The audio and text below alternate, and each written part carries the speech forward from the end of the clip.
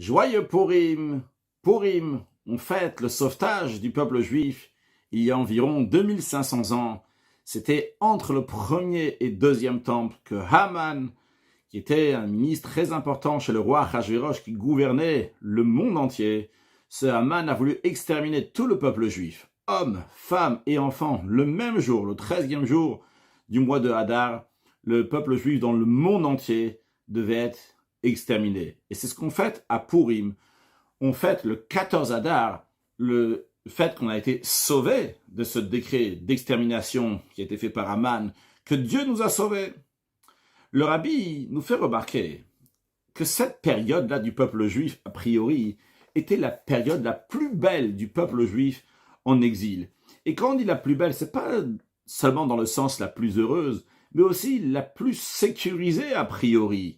Vu que Mordechai qui n'était pas n'importe qui dans le peuple juif, c'était le chef du Sanhedrin, le chef du grand tribunal. Il faisait partie des ministres du roi. Il était Yoshev Beshar HaMelech, comme on dit dans la Megillah, qui était assis à la porte du roi. Il faisait partie des ministres. De deux, on avait aussi Esther, qui était la femme du roi, le roi de la puissance mondiale qui dominait le monde entier. La Gemara, le Talmud dit que Ishto Kegufo Damia, que la femme c'est considéré comme le corps de l'homme. C'est-à-dire c'est presque la même chose que Achashverosh, c'est une seule chose. Et c'est une chose exceptionnelle qui n'a jamais existé dans toute l'histoire du peuple juif, qu'une fille juive va être la femme d'un roi qui domine le monde entier. Donc si on réfléchit naturellement, logiquement, c'était le moment le plus sécurisé pour l'existence du peuple juif, que rien au monde pourrait leur arriver. C'était très bien protégé par Mordechai, un ministre qui est chez le roi, et Esther, qui est la femme du roi. Mais concrètement, le rabbi nous fait remarquer, on voit exactement le contraire.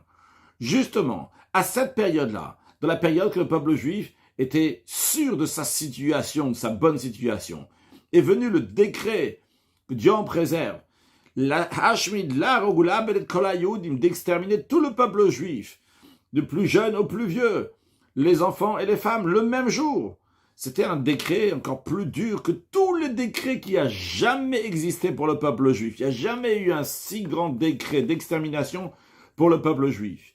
Dans les autres exils, le peuple juif ne se trouvait pas toujours au même endroit, comme d'ailleurs le Talmud dit, que tzedaka, que Dieu a fait une tzedaka, une charité, une bonté au peuple juif, de les avoir éparpillés parmi les nations. En effet, si Dieu en préserve, il y a dans un certain pays, un certain gouvernement qui va faire un décret d'exterminer les Juifs qui se trouvent là-bas, eh bien, les Juifs qui se trouvent dans un autre pays, ils vont pas être exterminés. Et en plus de ça, les Juifs qui se trouvent dans le pays dans lequel il y a le décret, ils peuvent se sauver dans un autre pays dans lequel il n'y a pas le décret.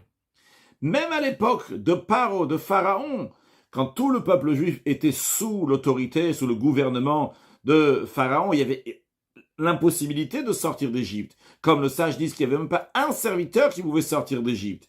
Mais quand même, le décret d'extermination n'était pas sur tout le peuple juif, il était uniquement sur les garçons, mais non pas sur les filles. En revanche, à l'époque de Achashverosh, tout le peuple juif était sous son gouvernement. Et c'est la raison pour laquelle, que premièrement, il n'y avait aucune possibilité de se sauver ailleurs. Il n'y avait pas où se sauver ailleurs. Et partout, c'est Achashverosh qui gouverne. Partout, il y a le décret de Achashverosh de tuer le juif. De deux, le décret, il était en un seul jour. Donc, en plus qu'il n'y avait pas où se sauver, il n'y avait pas aussi le temps de se sauver pour aller ailleurs. Et troisièmement, le décret, il était d'exterminer tous les juifs que Dieu en préserve. Alors, la question qui se pose, c'est qu'est-ce qui se passe ici? Comment est-ce possible que dans un moment le plus sécurisé, qui est supposé être le plus sûr pour le peuple juif, que rien va leur arriver, eh bien arrive la catastrophe la plus grande qui n'ait jamais arrivée? Dans les règles de la nature, logiquement, le peuple juif était très sécurisé. Et concrètement, ça arrive exactement le contraire, un décret incroyable. Eh bien, la Gemara nous dit, la raison elle est parce que chez Nenu Misudato Sheloto Raja, car le peuple juif a profité du repas que Achashverosh leur avait fait. Qu'est-ce qu'on voit de là? Qu'il faut savoir que le peuple juif, c'est un peuple qui n'est pas soumis aux règles de la nature. Le peuple juif et la nature sont deux choses qui sont complètement différentes. La dépendance du peuple juif dépend de l'étude de la Torah et l'accomplissement des mitzvot.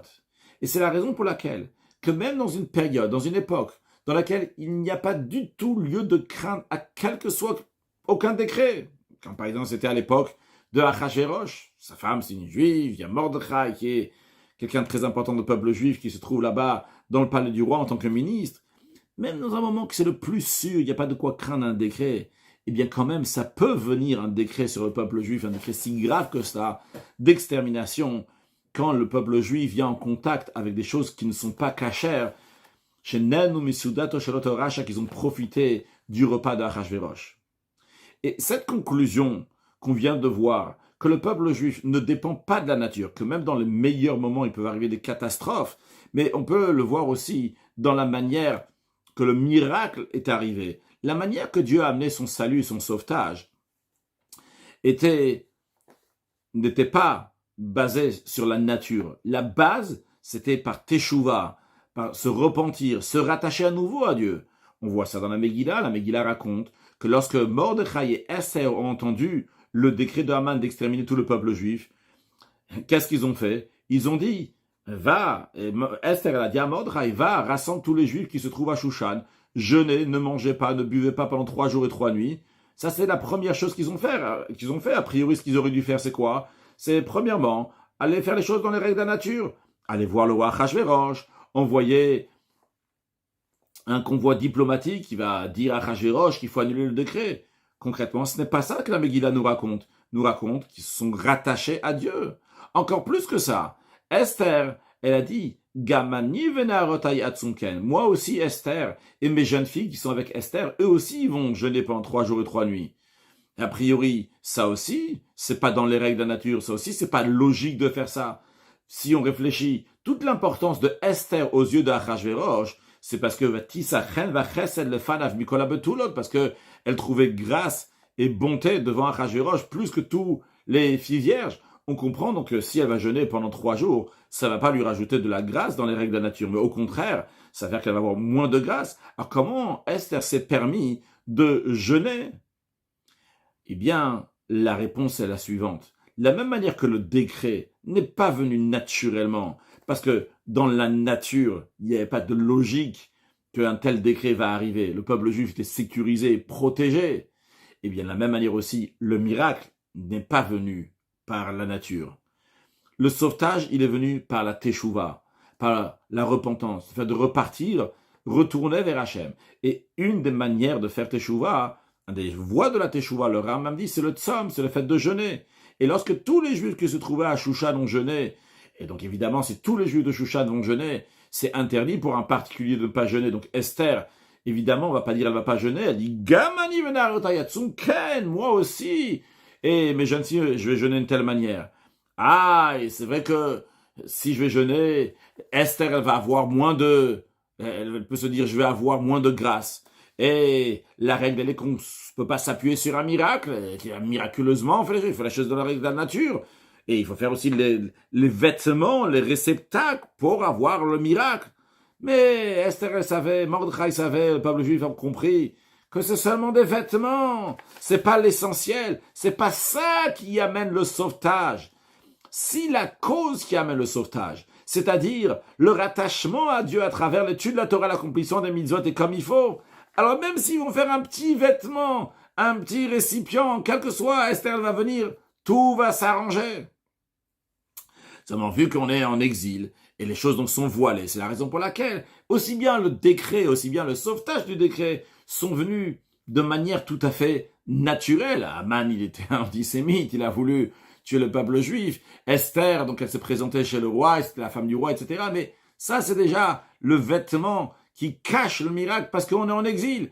Mais les vraies causes qui ont amené aussi bien le décret, aussi bien le sauvetage, c'est l'étude de la Torah, l'accomplissement de mitzvot. Est-ce qu'on le fait? On ne fait pas. Le fait que le fait que le peuple juif ont profité de ce repas de Achashverosh, c'est ça qui a amené le décret.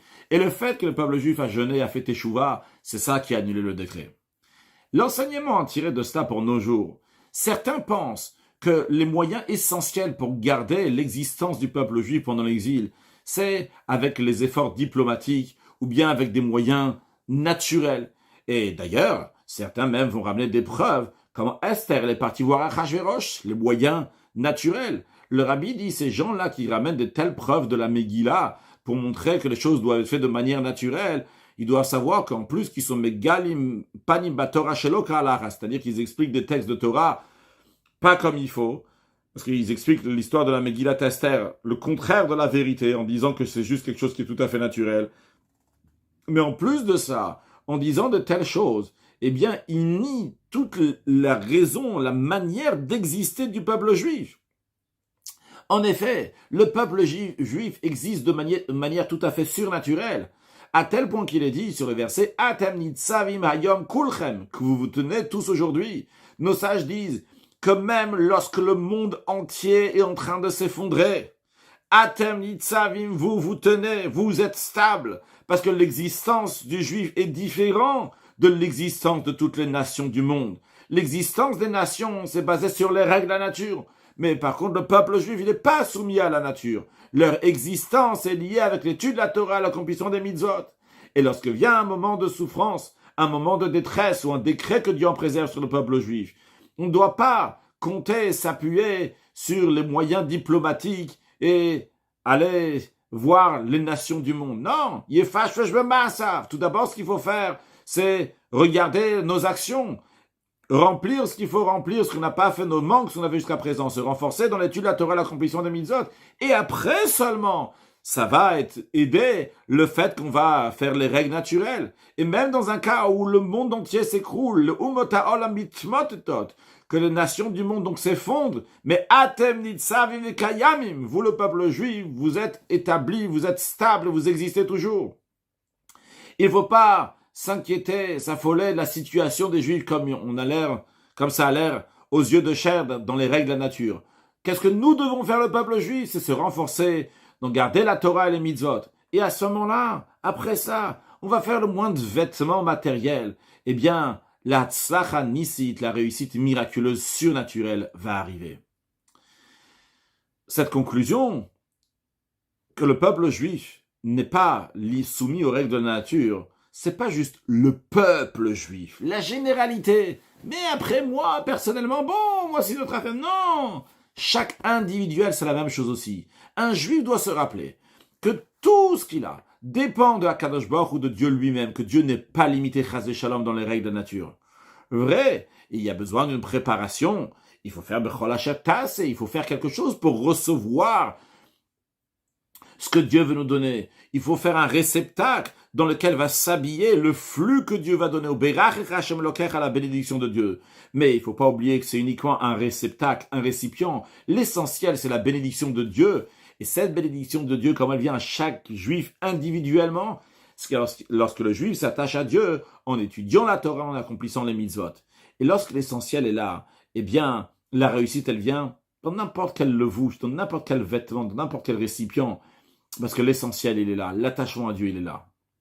Basé sur ça, le rabbi nous dit, on va comprendre aussi ce qui est écrit dans la Gemara, Yerushalmi. Il y a écrit qu'un juif, il est mamin bechayolamim. Il a la emuna, il a la foi en celui qui fait vivre le monde. Vézoréa, c'est la raison pour laquelle il plante une graine qui va pousser. Parce qu'il croit en Dieu, c'est pour ça qu'il met la graine dans la terre. Le rabbi demande a priori, où s'exprime la emuna, la foi en Dieu, même des gens qui nient Dieu, les Havdil, qui ne croient pas dans le Chaya Olam, dans celui qui fait vivre le monde. Eux aussi, ils plantent des graines dans la terre, sachant que ces graines-là vont faire pousser. Alors qu'est-ce que ça veut dire que le juif, lui, il plante dans la terre parce qu'il croit en Dieu? L'explication est la suivante. Ce que le Yerushalmi est en train de nous dire, c'est que la Emouna, la foi du juif, elle s'exprime même au moment où il est en train de planter une graine. Bien qu'une graine, logiquement, naturellement, tu plantes une graine dans la terre, il y a quelque chose qui va pousser. Il n'y a pas besoin de émouna, il n'y a pas besoin de foi, de confiance en Dieu pour ça. Il voit bien que tous les champs, même de ceux qui ne sont pas, ils n'ont pas d'affaires avec Dieu, ils ne croient pas en Dieu ou quoi que ce soit, eh bien, tous ces champs-là, ils poussent.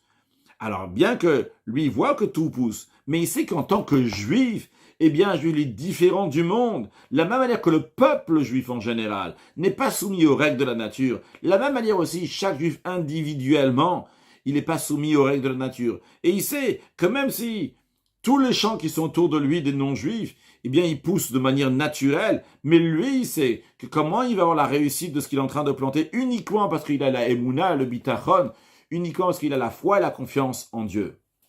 Ça, c'est pour les commerçants dans le sens de ceux qui travaillent, qui sont en train de planter des graines, ils sont en train de faire des affaires, et ils réalisent que c'est pas juste quelque chose de naturel, mais c'est Hachem qui envoie la bénédiction. Le Rabbi nous dit, il en est de même aussi pour les Yoshve Oel, pour ceux qui étudient la Torah, que la partie essentielle de la journée pour l'étude de la Torah et non pas pour le commerce, que eux aussi, ils doivent savoir que la vraie réussite dans la Torah n'est pas en fonction des capacités qu'ils vont avoir, s'ils ont des grandes capacités, etc. Mais l'essentiel, c'est Siyata Dishmaya, l'aide de Dieu. Comment vient cette aide de Dieu? Avec Yirat Shamaim, quand il y a la crainte de Dieu, qui fait qu'on va étudier avec des efforts et se fatiguer vraiment dans l'étude de la Torah. Et quand il y a Gata, quand on se fait des efforts, à ce moment-là, Matzata, on va trouver. L'idée de trouver, c'est pas juste qu'il y a un résultat, c'est une trouvaille. Trouvaille, c'est quelque chose qui est encore plus que ce qu'on s'attendait. C'est ce qu'on a Guia. Il y a cette fatigue-là, cette fatigue, ces efforts-là, elles viennent lorsqu'il y a Siyata Dishmaya, l'aide de Dieu en conséquence de Yirat Shamaim, de la crainte de Dieu.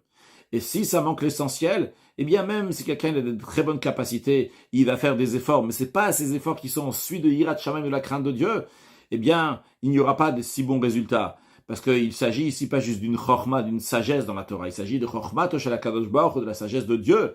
Et lorsque l'essentiel, il est là, lorsqu'il réalise que c'est Siyata Dishmaya, c'est l'aide de Dieu qui va lui faire réussir, eh bien à ce moment-là, ça va influencer aussi qu'il va avoir une réussite surnaturelle dans son étude. Donc dans cette sira extraordinaire, le Rabbi exprime encore une fois un point que le Rabbi a exprimé des dizaines de fois dans la fête de Purim, dans les sirotes de Purim, c'est que le peuple juif n'est pas soumis aux règles de la nature. Et ça, il faut bien se le mettre dans la tête. Et ça a des conséquences dans tous les domaines. Dans l'étude de la Torah, dans l'accomplissement des mitzvot, de combien on va dépenser pour faire des mitzvot, combien on va dépenser pour donner la tzaka, combien on va dépenser pour le chinour de nos enfants, combien on va se mettre pour étudier la Torah par rapport au commerce, par rapport à travailler, etc., etc. Il faut se rappeler, le peuple juif n'est pas soumis aux règles de la nature. Le peuple juif, lorsqu'il est attaché à Dieu, eh bien, à ce moment-là, toutes les choses naturelles vont très bien se passer. Parce que si la source, elle est bonne, il y a un plein dans la bénédiction de Dieu, eh bien, à ce moment-là, n'importe quel réceptacle qu'on va faire va amener une très grande réussite matérielle et spirituelle, ce qu'on souhaite à tous, avec une excellente santé, beaucoup de joie, de bonheur, de réussite, de richesse, et Mashiach, now, joyeux Purim.